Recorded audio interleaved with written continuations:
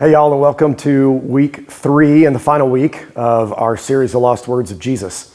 We've been in this series looking at Luke chapters 15 and 16. And in Luke chapter 15, we go through 3 parables that are directly about things that are lost. And there's a little bit of a tongue-in-cheek push for us as we step into chapter 16.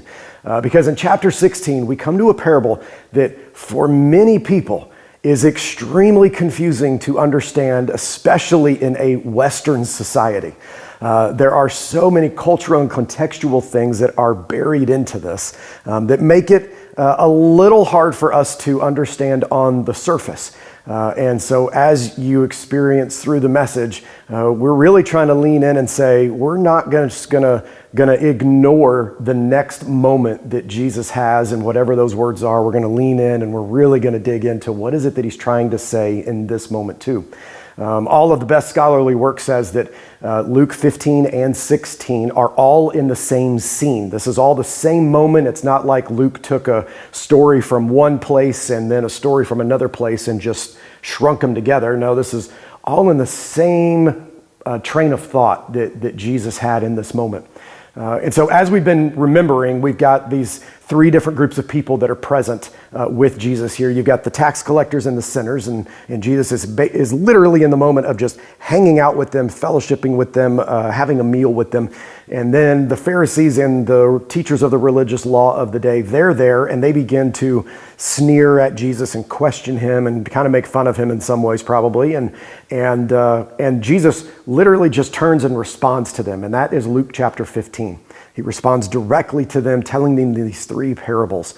And then the beginning of chapter 16. Now remember, Luke is a historian and a physician. And I first stepped into college, I thought I was going to major in history. That was kind of my track. And so I understand, even like for historians, what are the strengths that we have? And those strengths are that we are data-driven, we are facts-oriented, and we are going to make sure that things are accurate. And so I love that Luke includes this opening phrase as Jesus goes into this 4th parable. And it simply says, Jesus told his disciples.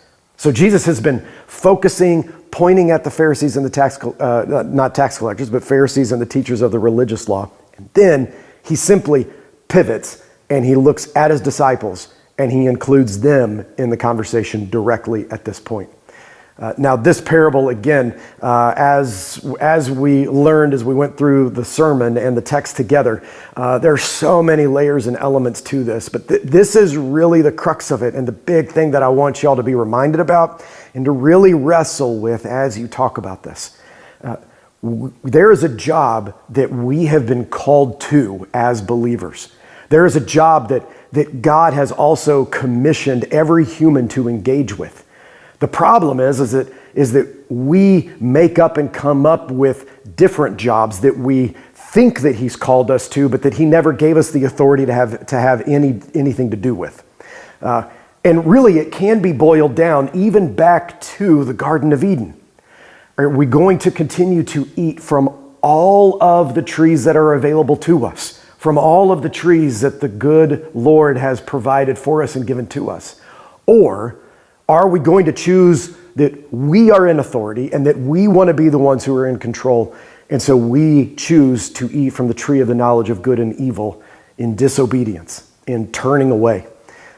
And Jesus has gone through this parable looking at his disciples and saying, look, in just the same way that I've talked to the Pharisees and the teachers of the law, in just the same way that I have told them, stop eating from the tree of the knowledge of good and evil, eat from the tree of life only. I'm saying it to you too as my disciples. Don't get caught up in chasing after the things that would distract you from this moment. Because Jesus' entire ministry is about the coming of the kingdom and that the kingdom of God is here and now. And he is highlighting this is a crisis moment. You have to flip everything that you thought was a value and make other things the higher value. And so it's the relationships that we're able to get with people. We utilize the tools of this world in order to gain relationships and friendships so that we can continue to have influence for the kingdom of God and point people to Jesus, the ultimate security and the ultimate place of safety. And so I hope as you engage in these conversations that they are opening for your discipleship and for your group as you guys wrestle through these. And this will close off this series in the lost words of Jesus. Also just say we hope you have a great summer and continue to tune in and engage with our sermon series, a fun sermon series that we're going to go through over the summertime.